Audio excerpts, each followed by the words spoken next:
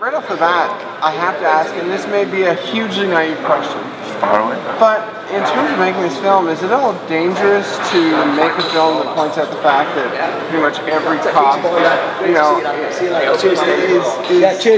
on the wrong side of the law, basically, in terms of taking money and all these dirty bribes and things like that?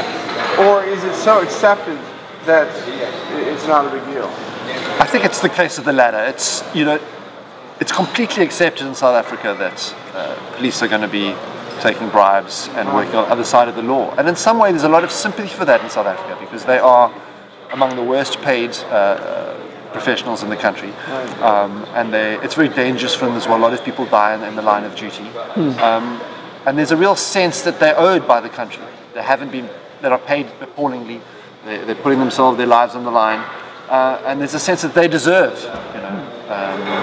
And so that was something I wanted to address, because it's not only the cops that feel they deserve, it's everybody that's poor. Because the government has not been able to deliver them what they promised to deliver them, houses and jobs and so forth. And so, you know, it's a number of years now since the end of apartheid, and there's that zeitgeist of what are we going to do to get ours, you know. And I wanted to address that, and I wanted to address it head on in a way that's completely real and authentic, and I wanted to use situations and language that happens every day, you know. And these cash heists that happen, they always have crooked cops attached. And so that's a given, and I just wanted to have a look at that and show the cost of that. That was really what I wanted to show. Yes, you can get involved in crime, there's going to be a cost, and it's going to be heavy, and it's going to be difficult to handle. And where did this idea come from? Like, obviously you wrote and directed it, so where did this come along, and how long did it take to get it from the writing up to the screen? One of the characters in the film is an actor called Israel Makwe, who plays Scruff. He's the baddie in it. And he's a real gangster. He's the real deal. He's a guy who's been in prison. He's done jobs exactly like that. And I became quite friendly with him because he's trying to get out of gangsterism into acting. And he's a real wonderful guy, actually. I sat down with him and I said I want to do something really authentic, and I wanted to do it just like it would happen. And so, you know, with a bit of heightening, of course, a bit of Hollywood. And so him and I came together with our different sensibilities and just trying to put this thing together, you know. I came up with the storyline, but he helped me with the authenticity, with the language, with the situations, with the way they would interact with each other, and the likely outcomes of all these things. So it was kind of collaborating not only with him, but the whole cast, in fact. And I try to cast people that come from those backgrounds. Some of them have been in crime, some of them have friends in crime. They certainly live in those areas that are worst hit. That area that you see in the beginning of the film, a lot of them live in that area. So that's how I try to put the whole thing together. So just to make it totally authentic, because I thought that's what South Africans would respond to. I had no ambitions for this film to play here in Toronto. I never even thought it would be accepted, or even people would be interested in it, you know. And that was the idea. And so that was my focus: something totally authentic, bringing my Western sensibility with their African sensibility to just create something interesting. And was there any element that was excessively hard to film or bring to screen that you expected or didn't expect along the way? Because it's a very visual, visceral film. I can imagine some of the stunts and things might have been difficult. On a practical level, it was a very, very tough film to make. We shot it in 23 days, I think. So 4 weeks we shot the entire thing. When you have action sequences, that's incredibly hard to do. Very short. We had very limited budget to work on, and it was really a labour of love for everybody concerned. You know, a lot of people working long hours for not a lot of remuneration. And people put their heart and soul into the film, and I took it very seriously, and I think they took it very seriously. And it was every step of the way. It was a real practical challenge. It was how we were going to achieve this in a fun and fantastic way.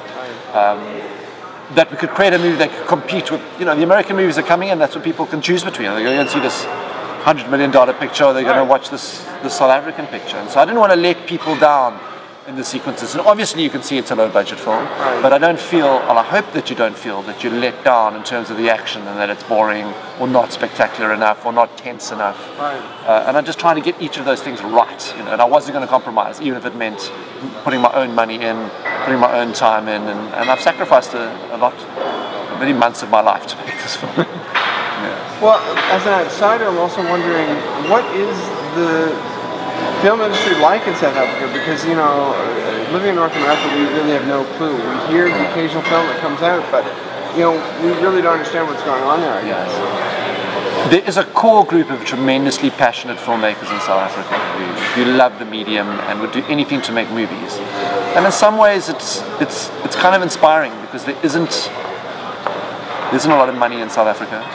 Because we have 11 official languages, there's not a homogenous culture. So even if you made a movie that really appeals to, let's say, Tswana speakers, it's not going to appeal to other speakers. And so it's very difficult to make a movie that's going to capture everyone's imagination.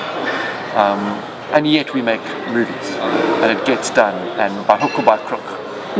And it makes you very creative when you've got to just get out there and make it happen, with very little support. Right. And so in some ways the industry is fantastically vibrant, in other ways it really, really struggles. And this is the situation we find ourselves in. But amazingly, more movies are being made in South Africa than ever before, and fantastic movies are being made as well. Right. Well, I love this film. I just think the approach of having this great action film in a place that North Americans are not used to. So having it here at TIFF is amazingly refreshing. All right, thank you. Yeah. The other refreshing thing that I have to ask about is the subtitles.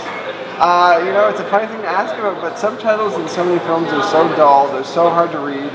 The subtitles in your film are actually fun and interesting, and they're right out there. Yeah, totally. I mean, how did that happen? Well, because there's about 8 languages in the film, right, everybody's going to need those subtitles. No matter what language you speak at home, you're going to need those subtitles. And I just wanted to use them in a way that didn't feel like it was a chore.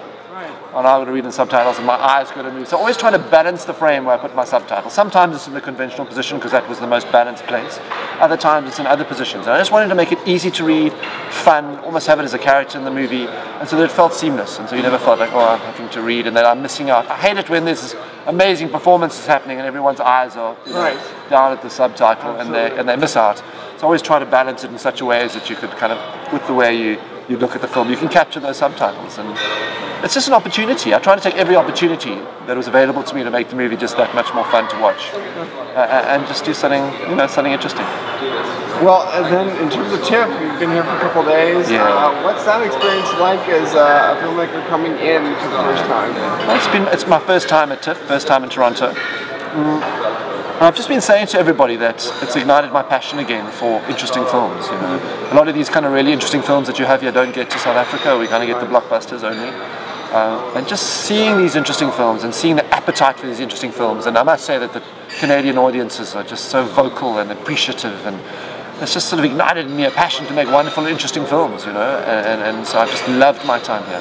Have you met any other filmmakers? Any interesting conversations in terms of film? Yeah, sure. I was in a director's dinner last night, and I sat with a whole lot of directors, and I met the Brazilian director of Brazilian Western, who is a very colourful character who doesn't speak a lot of English, and so you do the best you can. And I met an Australian director who's got a great film here. And it's just I don't get the opportunity in South Africa to network and meet people, and I think I have an agent now in ICM that I met with them, and they've been setting up meetings, and I've been meeting people who are passionate about movies and care and have the wherewithal and the means to make movies, and I want to be part of that world, and I feel like this Toronto Festival is an entry for me into that world, and I really appreciate that. It's amazing. Thank you so much. Yeah, it's been a pleasure. Pleasure.